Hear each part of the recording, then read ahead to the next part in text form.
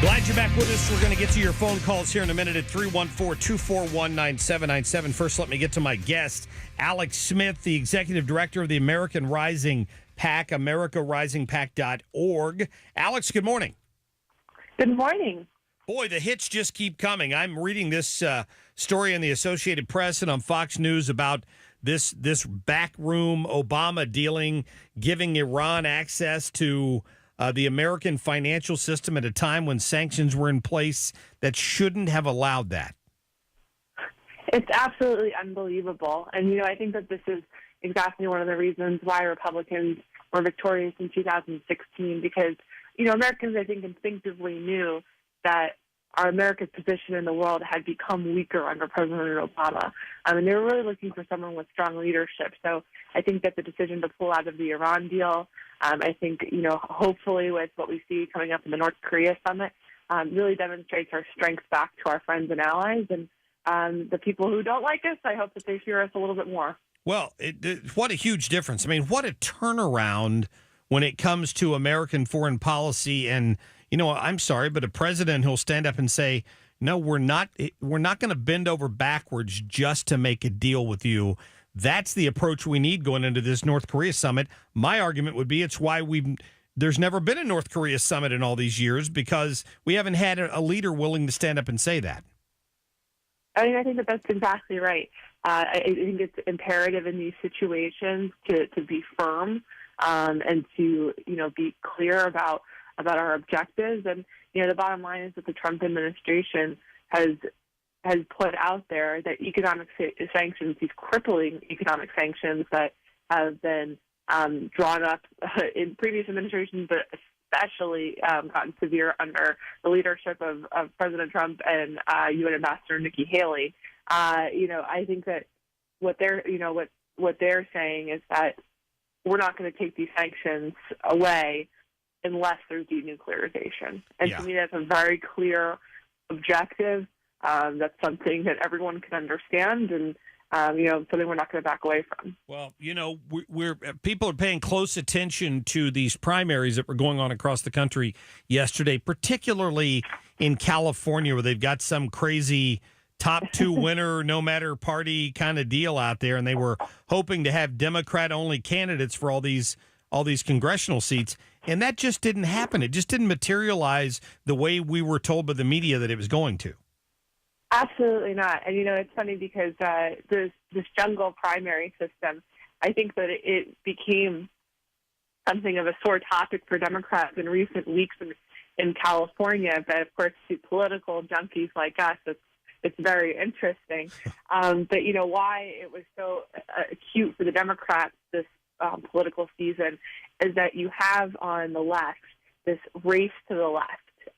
You have just every candidate cannibalizing each other, trying to outdo each other for who can sound the most like Elizabeth Warren and Bernie Sanders, and whether it's, taking strong positions on single-payer health care or impeachment. We've really seen these candidates just go way to the left. And, in the California jungle primary system, what that meant was effectively that there were so many Democrats running in these districts that they were facing a lockout. So national Democrats came in and they dropped nearly $8 million in these races, just Democrat-on-Democrat races, to ensure that they got a Democrat through to the finish line, at least in second or first place. And so to me, that's an extraordinary amount of money to spend in a very expensive media market in races or in districts that were won by Hillary Clinton. Yes.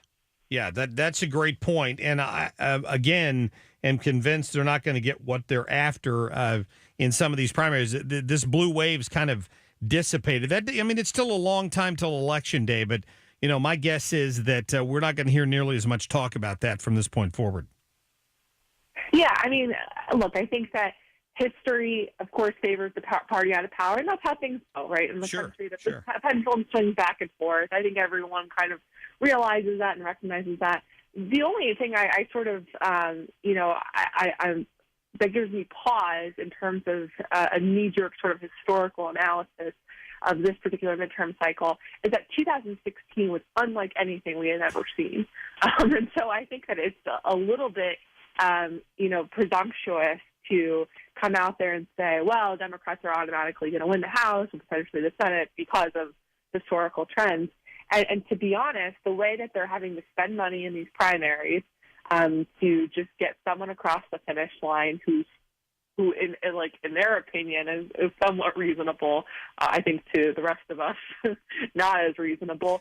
The money that they're spending, the time that they're spending, the positions that they're having to take to get across the finish line in these primaries, this is really going to hurt them. And then you have these agents of chaos like Tom Steyer, the very wealthy environmental activist coming in with his impeachment campaign. Sure. It's really just, upending a lot of these races. Well, I know they'd like to avoid talking about that. I've heard Pelosi saying she's trying to warn people that's not the thing for us to run on.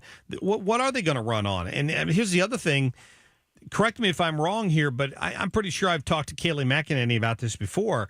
The Democrats are way behind the RNC specifically when it comes to fundraising for the year, correct?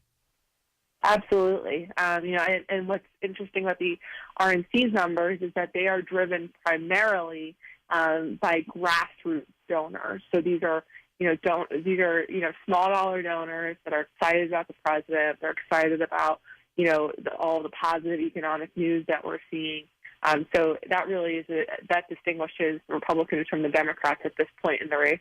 But, the Democrats are still they're in disarray right from the very top, whether it's continuing to pay Hillary Clinton and her campaign millions of dollars to rent her list, which at a time where the party's in debt and broke is dead broke, as Hillary Clinton likes to say. It seems to be a pretty extravagant use of money. But also, they've run into a little interesting snag in New York State. So this is where Andrew Cuomo, the current governor, is running for re-election. He is now faced in a primary by Sex and the City star Cynthia Nixon. Yeah. And she is way to the left of Andrew Cuomo, who's notoriously a sensitive guy, particularly about his progressive credentials or lack thereof. And Tom Perez, the national chairman, swoops into the New York State Convention just a couple weeks ago and endorses Andrew Cuomo after vowing, following the Bernie Hillary scandal, not to get involved in primaries anymore. So, whether it's money or it's leadership, they truly are in disarray. Yeah, what are they worried about there? I mean, Hillary endorsed Cuomo, too, I saw, and lots of pushback from the progressive left, who seems to be leading in a lot of these early 2020 presidential polls you've been seeing, like Elizabeth Warren and some of the really hard left progressives are leading in a lot of those polls. I think they've got some disaster heading for them down the road, that's for sure. Listen, Alex Smith, I appreciate your time. Direct people to AmericaRisingPAC.org or at Alexandra C. Smith on Twitter. Thank you. Thank you so much. You bet. Have a great day. Love getting her on here. She's filled with lots of great stories and wisdom on what's going on. That Political Action Committee put together for one reason, to hold the Democrats accountable. That's a full-time job.